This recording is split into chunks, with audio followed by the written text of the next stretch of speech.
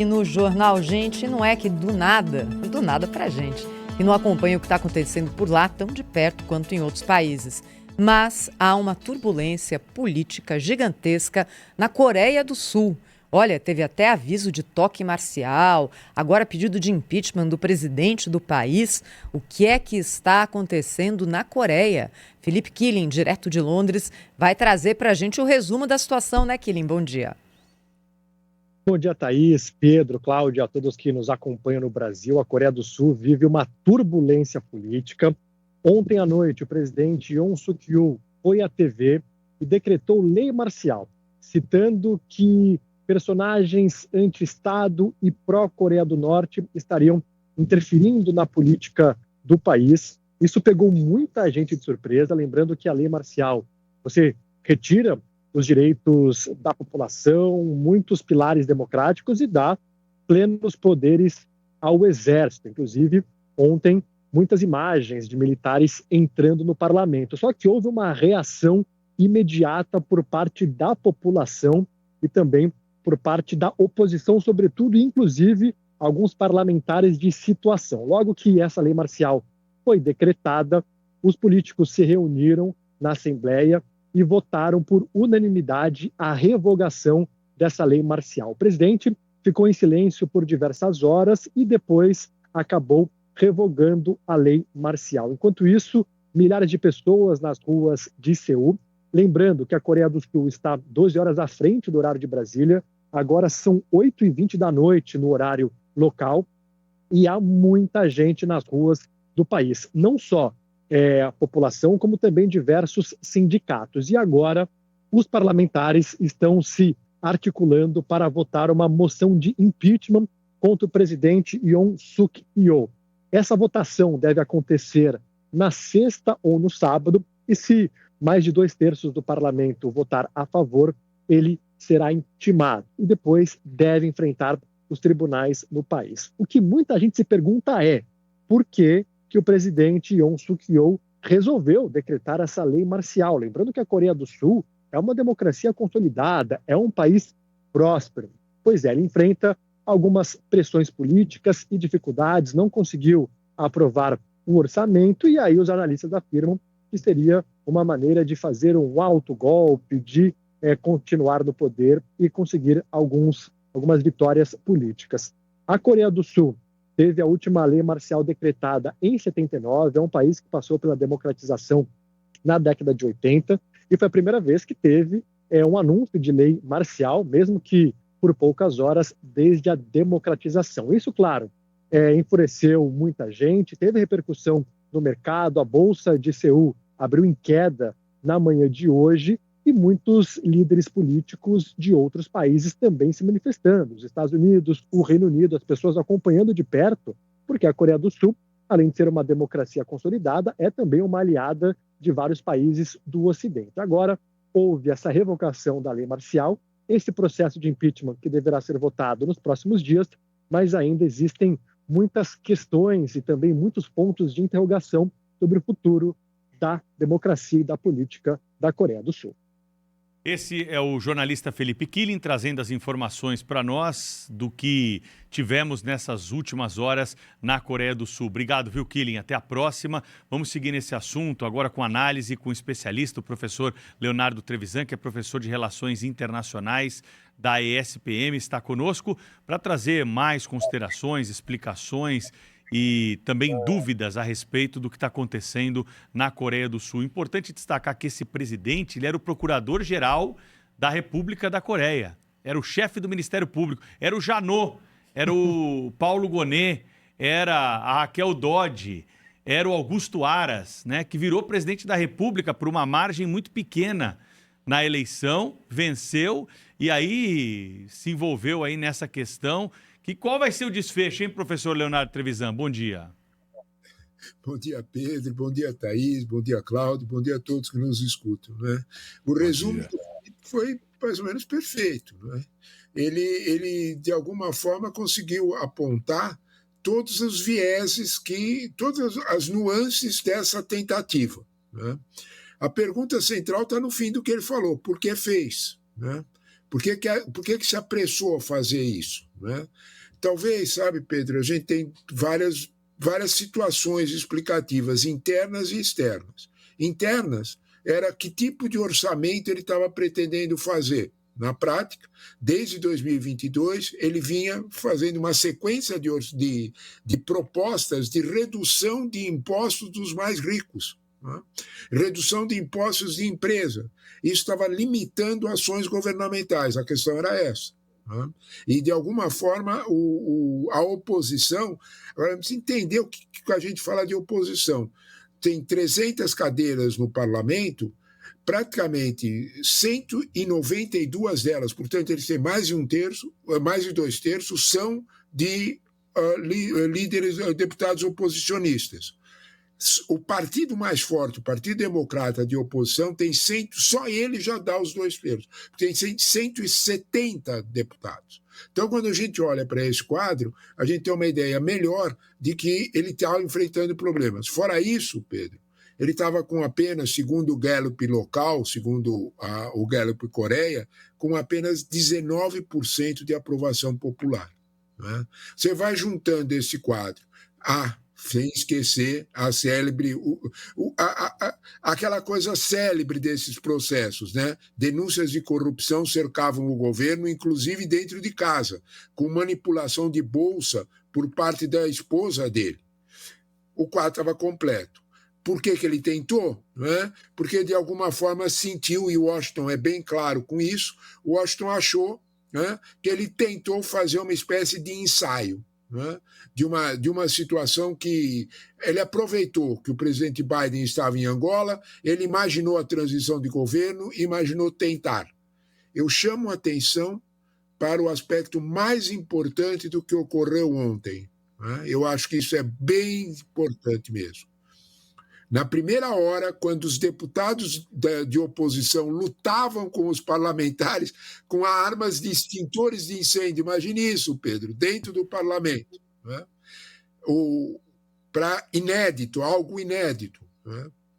Vidant Panel, que é o porta-voz da embaixada americana, deu uma declaração extremamente enfática.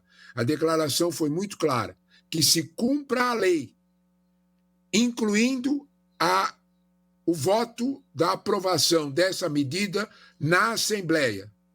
A partir daí, o quadro mudou.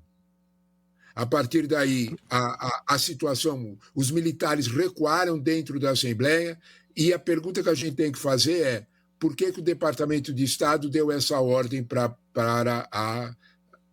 a embaixada em Seul? A explicação que nós temos é a mesma, e é curioso isso, o New York Times já tem especulado nesse sentido, é o mesmo tom do ocorrido em Gaza, é o mesmo tom do ocorrido para conseguir o cessar-fogo no Líbano. Os novos inquilinos do Departamento de Estado americano de Trump não ficaram muito distantes da posição de Biden nesse assunto.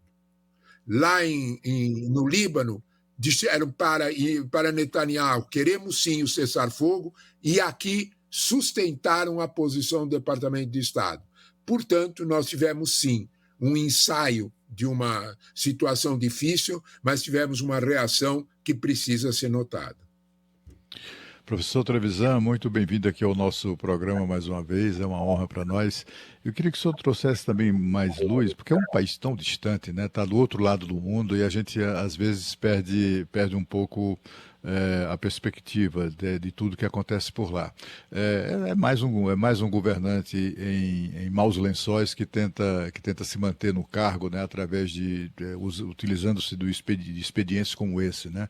Expedientes de inspiração golpista, com toda certeza. Mas a Coreia do Sul vive em estado de guerra permanente com a Coreia do Norte. Portanto, permanece esse clima de tensão. É também muito atuante a oposição ao atual governo, uma posição de esquerda, uma posição, digamos assim, que vem sendo acusada de ter uma atitude de simpatia em relação ao tirano da Coreia do Norte, com quem a Coreia do Sul está em guerra.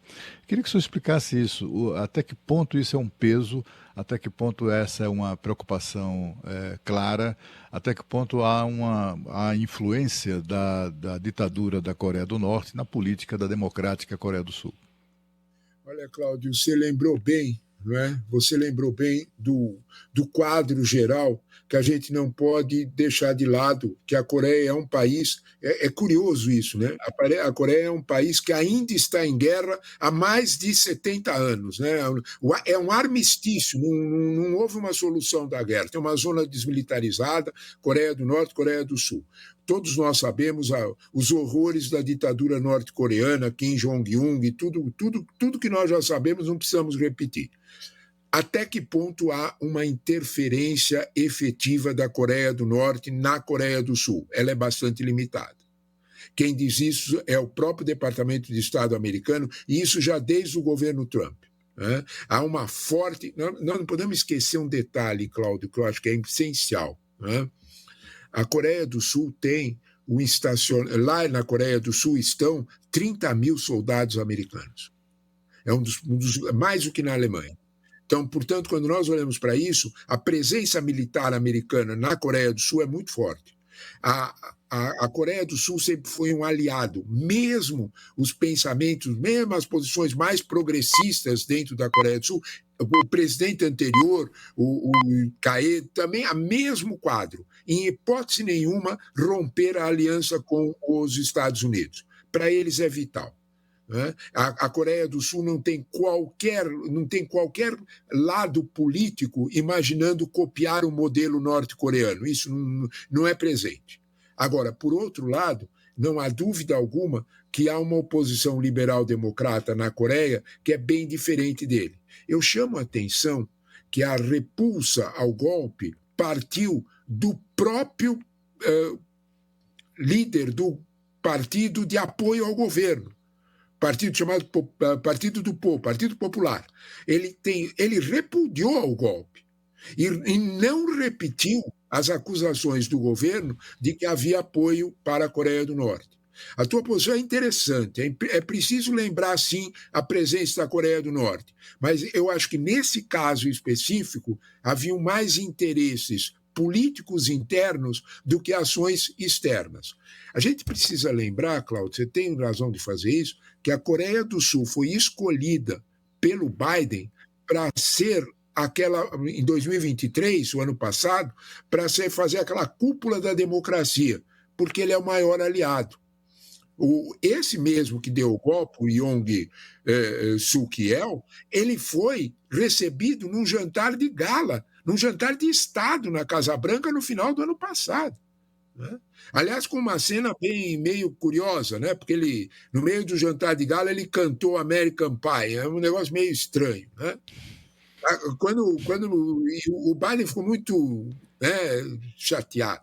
Mas, de alguma forma, quando a coisa toda aconteceu, né, ele era um aliado inconteste. Não é por deixar de ser aliado. A oposição na Coreia também é aliada dos Estados Unidos. A denúncia dele de que haviam ações anti-estatais na Coreia não apresentou documentos e não apresentou evidências. Então, isso é importante. Que a Coreia do Norte, se puder, vai para cima da Coreia do Sul, não temos dúvida nenhuma. Mas os soldados americanos estão lá e eu acho que isso não é muito fácil. Professor Leonardo Trevisan, acompanhando aqui o senhor falar, me vem à cabeça o seguinte, né? A Coreia do Sul sempre é apresentada para nós como um país modelo, não só na sua evolução econômica, na sua capacidade de ter distribuído renda para a população. O poder de compra do sul-coreano nos últimos 30, 40 anos aumentou bruscamente. A educação na Coreia do Sul é um modelo de educação para países que querem fazer uma revolução educacional. Essa crise toda aí não combina muito com a Coreia, né, professor? Legal a tua observação, Thaís, porque isso aí põe o peso que as coisas têm que ter. Vamos lá, né? Número é um bicho chato, mas ajuda, né? A Coreia tem um PIB de 1,7 trilhão. Olha, pensa bem, o nosso é 2,1 trilhão, né? A Coreia tem um PIB de 1,7 trilhão para dar alimento, para dar vida boa para só 51 milhões de pessoas. é uma das rendas per capita mais altas do mundo, beirando $60 mil ano. Quando você olha para isso aí, você vê, eles vivem bem. A Coreia, você fez questão de lembrar, e eu acho que é importante, fez um processo de distribuição de renda acompanhando o processo de redemocratização, porque o grande modelo coreano, esse foi bom você lembrar isso, é a presença do Estado na economia. A outra ditadura, a ditadura mais longa da Coreia, do Park Chung-hee, começou em 61, foi até 79, foi uma ditadura que criou campeões nacionais. O Samsung é o primeiro deles. Né? E muitos criou um modelo de presença do Estado na economia, que deu muito certo. Por que é importante isso que você lembrou? Porque a política que o Yoon queria impor era exatamente de uma absoluta retirada do Estado da economia, que mexeria exatamente com a distribuição de renda. Era esse o ponto que ele perdeu o apoio popular. Ele ouviu uma música, né, curiosa sobre isso e queria modificar completamente o histórico econômico da Coreia. Essa foi a resistência maior, você foi muito bem de lembrar.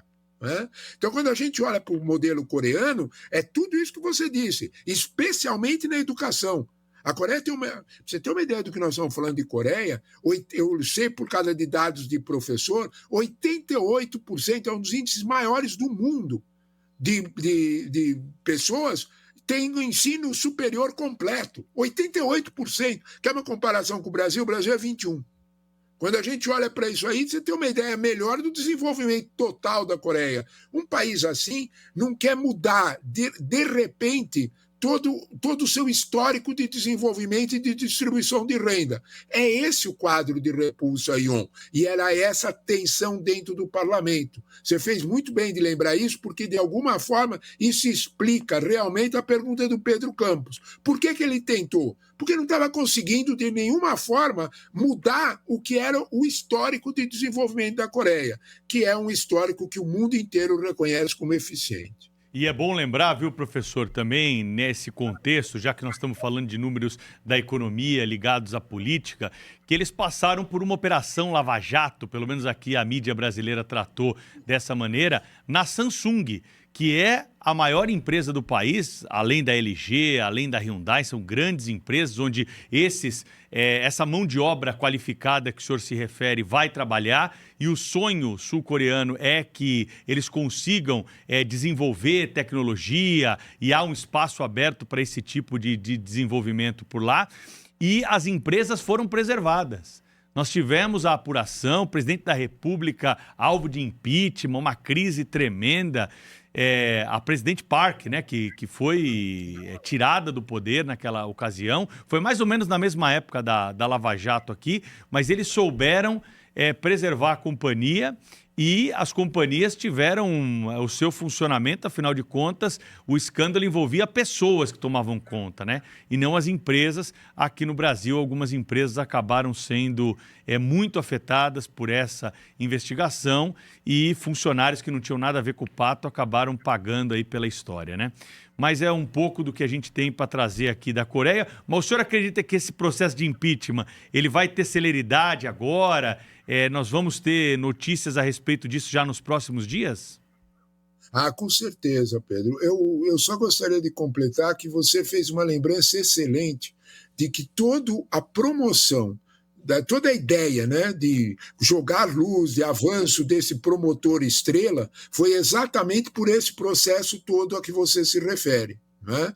Que, essencialmente, olha, veja bem, hoje, né, a Samsung, para usar uma das expressões, né, é uma empresa que preserva todo o seu poder de desenvolvimento tecnológico. Não foi o que aconteceu aqui. Né? Nós ferimos de morte a engenharia nacional. É um erro grave. Né? Uma coisa é a corrupção e o erro do diretor da empresa, do dono da empresa. Outra coisa é a empresa. Né? E a Coreia conseguiu fazer exatamente essa separação. Puniu, vários presidentes de empresas foram presos e tudo mais, mas as empresas não foram tocadas. Foi o que não aconteceu conosco. No desenvolvimento desse processo de impeachment, nós temos um quadro interessante. Há uma greve geral marcada e, à sexta-feira, a votação da renúncia. para seguir a lei da Constituição coreana, a renúncia, mesmo tendo feito o impeachment, ele precisa ser aprovado pelo Tribunal Constitucional coreano, que é composto de 9 membros, porém 3 deles se aposentaram e não foram substituídos ainda. Há uma pressa, você precisa ter pelo menos 7 para funcionar o tribunal.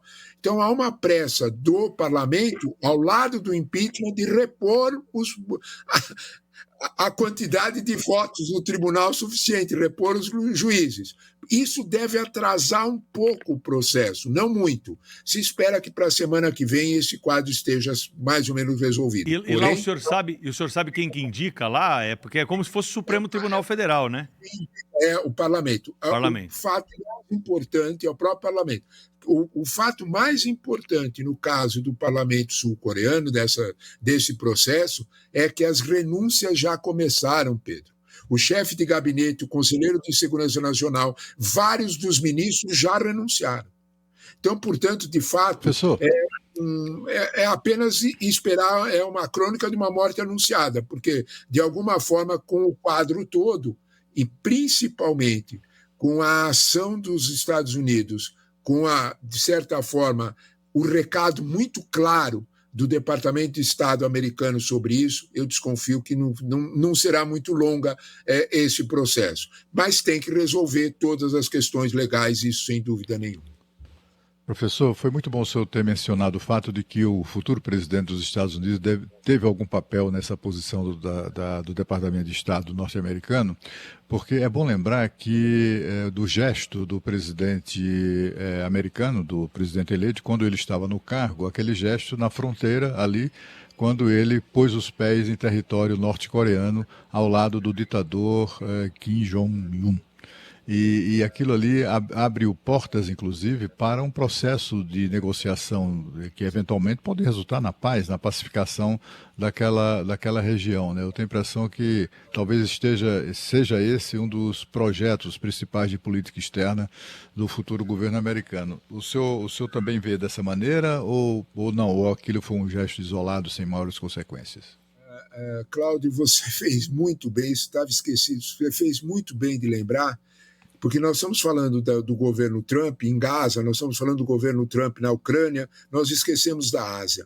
A Ásia talvez seja o pivô mais forte da política externa norte-americana. O Oriente Médio e a Ucrânia são resultados. A Ásia é o impulsionador, a Ásia é a causa. É lá na Ásia que está a China. Esse é o estudo. Você tem toda a razão de lembrar isso. Se a gente for colocar onde é que é a prioridade está na Ásia e não em Gaza, porque a Ásia é o concorrente, né? E a Coreia do Sul joga, junto com o Japão, papel essencial na condução da política externa norte-americana. Isso não há dúvida nenhuma. Né? E Trump tem uma posição, você fez bem de lembrar, pôr o pé do outro lado, de receber o Kim Jong-un, abrir, porque inclusive promoveu uma detente, promoveu um degelo das relações, abriu-se estradas e tudo mais. Eu acho que é possível sim nós termos isso. Eu acho que o mais interessante é a tua menção de que o governo Trump não está apoiando soluções de força pelo mundo. Atenção a isso. O caso de Netanyahu no Líbano, o caso da embaixada de Seul sugere que talvez ocorram apressados pelo mundo de fazer conclusões. Há políticas nos Estados Unidos, principalmente política externa, que são questões de Estado, não são questões do atual inquilino. Uma questão de Estado nos Estados Unidos é exatamente esse tipo de ação. Proteção à democracia. A cúpula da democracia de Biden em Seul contou com forte presença de deputados republicanos, eu lembro disso. Era um recado claro de que o Estado americano quer essa solução democrática. Cláudio, você fez bem de lembrar isso, porque isso pode funcionar um alerta para outros apressados pelo mundo inteiro, porque não é só na Coreia que tem apressado. Pense na Europa do Leste, pense em vários outros locais. Imaginar que de agora em diante tudo será mais ou menos fácil para soluções totalitárias pode ser um grave erro. Olha, eu queria agradecer muito ao professor Leonardo Trevisan, professor de Relações Internacionais da ESPM. Tenho certeza, professor, que o ouvinte da Rádio Bandeirantes, o assinante da Band News TV,